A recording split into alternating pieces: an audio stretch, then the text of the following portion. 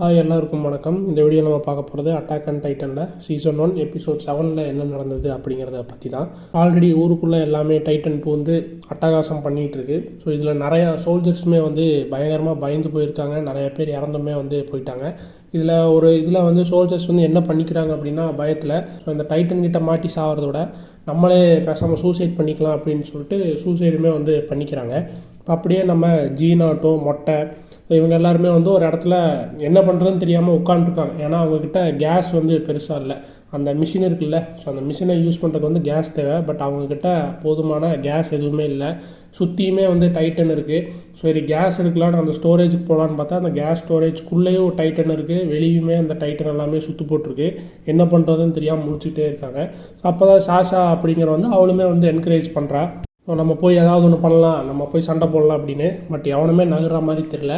So ஆர்மின் அவன் அப்படியே இன்னும் அதே ஸ்டில்லாகவே தான் உட்காண்ட்ருக்கான். அவனுக்கு அந்த இறந்தது அவனால் அதிலிருந்து அவனால் வெளியே வரவே முடியல. இப்போ அப்படியே நம்ம ரைனர், ஆனி, மார்க்கோ ஸோ இவங்களுமே காட்டுறாங்க.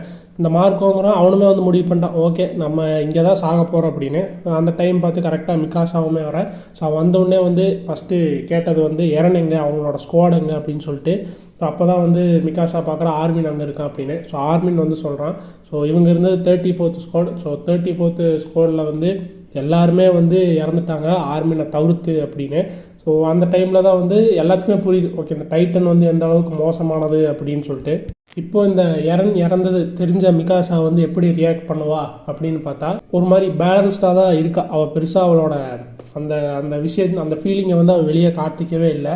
பட் அவளுக்கு அந்த வருத்தம் இருக்குது, அவளுக்கு அந்த கோபமே இருக்குது. அவள் என்ன பண்ணுறா அப்படின்னா அதையே ஒரு வெறி மாதிரி மாத்திரா. எரன் எப்போவுமே ஸ்பீச் கொடுப்போம்ல, ஸோ அந்த மாதிரி ஸ்பீச் கொடுத்து நான் லீட் பண்ணுறேன், உங்களை அந்த கேஸ் ஸ்டோரேஜ்க்கு நான் கூப்பிட்டு போகிறேன், எல்லா டைட்டனையும் நான் போட்டு தண்டுறேன், நான் ஜெயித்தேன் அப்படின்னா நான் உயிரோடு இருப்பேன், தோத்தேன் அப்படின்னா நான் செத்துருவேன், உங்களை மாதிரி கோழைங்க மாதிரி கிடையாதுன்னு சொல்லிட்டு ஒரு மோட்டிவேஷனல் ஸ்பீச்சை போட்டு அவளுக்கு என்ன பண்ணுறதுன்னு தெரில. எரன் போனது மிகாசா அங்கேருந்து கிளம்புறா. ஸோ இதை பார்த்துட்டு இருந்த ஜீனுமே பயங்கரமாக வெறியாயிட்டா. அங்கே இருக்கிற சோல்ஜர்ஸுமே டைட்டனை போட்டு தள்ளிடலாண்டா அப்படின்னு சொல்லிட்டு எல்லாருமே வெறியாகி கிளம்புறாங்க. அப்போது மிகாசா பார்த்திங்கன்னா பயங்கர ஃபாஸ்ட்டாக மூவ் ஆகிட்டே இருக்கா. என்னடா அப்படின்னு பார்த்தா அவன் நிறையா கேஸ் யூஸ் பண்ணிகிட்ருக்கா. அவங்கக்கிட்ட இருக்கிறது எல்லாமே கொஞ்சம் கேஸ் தான். ஸோ நிறையா யூஸ் பண்ணா அப்படின்னா அந்த கேஸ் முடிஞ்சிடும். பட் மிகாசாவுக்கு அந்த வெறியில் கிட்டத்தட்ட அது என்னென்னா அவளோட பெயினை ஒரு விதமாக வெளிப்படுத்திகிட்டு இருக்கா. பார்க்குற எல்லா டைட்டனுமே போட்டு தள்ளிட்டு போகிறா. அவளோட கேஸுமே தீந்து போய் அந்த கீழே விழுகிறா. ஸோ மிகாசா விழுந்தது பார்த்த ஆர்மின் மிகாசாவை காப்பாற்ற போக, ஸோ ஆர்மின் கூட நம்ம மொட்டை போக இவங்க எல்லாமே மிகாசாவை காப்பாற்றலாம் அப்படின்னு சொல்லிட்டு போயிட்டுருக்காங்க. ஸோ இன்னொரு இடத்துல ஜீனுமே ட்ராவல் பண்ணி போயிட்டுருக்கும்போது அவனோட ஒரு சில சோல்ஜர்ஸ் அவன் கண்ணு முன்னாடியுமே மாட்டி இறந்து போகிறாங்க. இப்போ மிகாசா ஆல்ரெடி கீழே விழுந்திருந்தா. அவளுக்கு என்னென்னா அவளுக்குள்ள நிறையா ஒரு பேச்சுவார்த்தைகள் மாதிரி போயிட்டே இருக்குது. அதாவது இந்த உலகம் அப்படிங்கிறது ரொம்ப க்ரூலான ஒன்று, ஆனாலும் அந்த பியூட்டிஃபுல்லான ஒரு சில விஷயங்கள் இருக்குது. அந்த பியூட்டிஃபுல்னு சொல்லும் போது தான் எரன் அவளோட லைஃப்பில் இருக்கிறத காட்டுறா. கிட்டத்தட்ட மிகாசா அவளுமே கிவ் அப் பண்ணிட்டா. சரி அவ்வளோதான் முடிஞ்சுது, எரன் போயிட்டா, நமக்கு என்னென்னு கிவ் அப் பண்ணிகிட்டு இருக்கும்போது கரெக்டாக அந்த டைமில் ஒரு டைட்டனுமே மிகாசாவை அட்டாக் பண்ண வரும்போது மிகாசா திரும்ப அடிக்க ஆரம்பிக்கிறான் அந்த டைட்டனை. அவளுக்கே என்ன புரியல, நான் ஏன் திரும்ப ஃபைட் பண்ணுறேன், எனக்கு தான் எதுவுமே இல்லையே, எனக்கு எல்லா ஃபேமிலியுமே போச்சு, இறனுமே போயிட்டா, யாருமே இல்லை, நான் ஏன் திரும்ப ஃபைட் பண்ணுறேன் அப்படின்னு யோசிக்கும் போது தான் அவளுக்கு எரனோட மெமரிஸ் இருக்குது.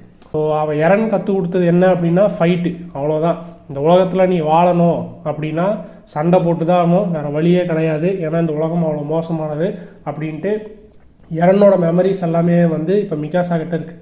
ஸோ மிகாசா உணர்றா, ஸோ ஓகே நான் உயிரோடு இருந்தேன்னா எரனோட மெமரிஸ் என் கூடயே இருக்கும், அதனால் நான் இங்கே சாக போகிறதில்ல அப்படின்னு சொல்லிட்டு அவள் சண்டை போடுறதுக்கு ரெடி ஆகிறா. ஒரு டைட்டன் இன்னொரு டைட்டனை ஒரு நாக் அவுட் பஞ்ச் போட்டு அந்த டைட்டனை கண்டபடி மிதித்து கொள்ளுது. கிட்டத்தட்ட அந்த டைட்டனுக்கு அவனும் அந்த டைட்டனுமே பயங்கர வெறியாக தான் இருக்குது. ஏன்னா இதுக்கு முன்னாடி டைட்டன்ஸை காட்டும் போது இந்த அளவுக்கு ஒரு அக்ரெசிவான டைட்டனை காட்டினதே இல்லை. 2 டைட்டனுமே சண்டை போட்ட மாதிரி இது வரைக்கும் யாரும் கேள்விப்பட்டதே கிடையாது. ஸோ இதுதான் ஃபஸ்ட் டைம். அதுவும் மிகாசா தான் இதை பார்க்குறா. ஸோ ஆர்மின் ஒரு வழியாக அந்த மிகாசாவை கூட்டிகிட்டு மேலே போயிட்டு அந்த இடத்துல மொட்டையுமே வந்துட்டான். ஸோ 3 பேருமே லைக் எப்படி தப்பிக்கலாம் அப்படின்னு பேசிகிட்டு இருக்கும்போது மிகாசா அப்போ தான் ஒரு விஷயம் உணர்றா. இப்போ எரன் நம்மக்கிட்ட இது சொல்ல கிடையாது, அதாவது நம்மக்கிட்ட ஒரு ரெஸ்பான்சிபிலிட்டி இருக்குது. ஏன்னா மிகாசா தான் சொல்லுவாள், நான் வந்து உங்களை எங்கே கூப்பிட்டு போகிறேன் அப்படின்னு சொல்லிட்டு மொத்த சோல்ஜர்ஸுமே வந்து இவ பின்னாடி தான் வருவாங்க. ஆனால் இவன் வந்து கொஞ்சம் கிறுக்குத்தனமாக யோசித்து இந்த மாதிரி பண்ணிட்டா. ஸோ அந்த ரெஸ்பான்சிபிலிட்டியாக இருக்கணும் அப்படின்னு சொல்லிட்டு எரன் எனக்கு சொல்லி கொடுத்துருக்கான் அப்படின்னு சொல்லிட்டு மிகாசா திரும்ப அந்த எரனை தான் வந்து யோசிப்பான். ஸோ ஓகே நான் கூப்பிட்டு போகிறேன் அப்படின்னு சொல்லிட்டு இந்த தடவை ஆர்மின் மொட்டை மிகாசா எல்லாருமே வந்து அந்த ஸ்டோரேஜுக்கு வந்து போகிறதுக்கு எல்லாருமே வந்து ரெடி ஆகிறாங்க. ஆனால் டைட்டன்ஸ் எல்லாமே இருக்குது. அப்போ இவங்கெல்லாம் வாட்ச் பண்ணும்போது தான் தெரிஞ்சுது இன்னொரு டைட்டனுமே வந்து வருது. ஆனால் ஆல்ரெடி ஒரு டைட்டன் வந்து அட்டாக் பண்ணுச்சுல்ல, அந்த இன்னொரு டைட்டன் வந்து ஒரே அடி திரும்ப நாக் அவுட் அடித்து தலையே பிச்சுக்கிட்டு போயிடுச்சு. ஸோ அந்த டைட்டனுமே வந்து கொல்லவும் செய்யுது. அதில் பார்த்தீங்க அப்படின்னா அதோட கை எல்லாமே வந்து லைக் வெறும் எலும்பு தான் இருக்கும், டக்குன்னு ரீஜெனரேட் ஆகும். ஸோ இந்த டைட்டனோட தலையுமே வந்து போயிருக்கு, பட் அதுவுமே வந்து ரீஜெனரேட் ஆகும். ஆனால் அதுவுமே வந்து மிதிச்சே கொன்றோம். ஸோ இவங்களுக்கு வந்து ஒரு விஷயமே புரிய வரைக்கும் டைட்டன் சண்டை போட்டதே கிடையாது. அது மட்டும் இல்லாமல் இந்த டைட்டன் வந்து இவங்கள வந்து எதுவுமே பண்ணலை. அது மட்டும் இல்லாமல் இதோட ஃபைட்டிங் ஸ்டைல் வந்து பார்த்திங்கன்னா ஸோ இந்த ஹேண்ட் டு ஹேண்ட் ஃபைட்டுன்னு சொல்லுவாங்கள்ல, ஸோ அந்த மாதிரி ஒரு ஸ்டான்ஸ் எடுத்து அது வந்து சண்டை போடுது. ஸோ அந்த 3 பேர்த்துக்குமே என்னன்னே புரியல. பட் மிகாசாக்கு மட்டுமே வந்து இந்த டைட்டன் பார்க்கும்போது ஒன்று ரியலைஸ் ஆகுது, இது ஏன் இப்படி பண்ணுது அப்படின்னு சொல்லிட்டு. ஏன்னா அந்த டைட்டனை பார்த்தோன்னே மிகாசாக்கு வந்து ஒரு ஃபீலுமே வந்து வந்தது. மற்ற எந்த டைட்டனுக்கும் இல்லாத ஒரு விஷயம் வந்து அந்த டைட்டனுக்கு இருந்தது. என்ன அப்படின்னா கோவம். ஸோ அந்த கோவத்தை வந்து மிகாசா வந்து அந்த டைட்டன் கிட்ட பார்த்தா. ஸோ அது என்ன, இவங்களை ஏன் வந்து காப்பாற்றுது, அது தெரிஞ்சு பண்ணுதா தெரியாமல் பண்ணுதா அப்படிங்கிறது வந்து நம்ம நெக்ஸ்ட் வீடியோவில் நம்ம பார்ப்போம். நாளைக்கு பார்க்கலாம். தேங்க்ஸ் ஃபார் வாட்சிங்.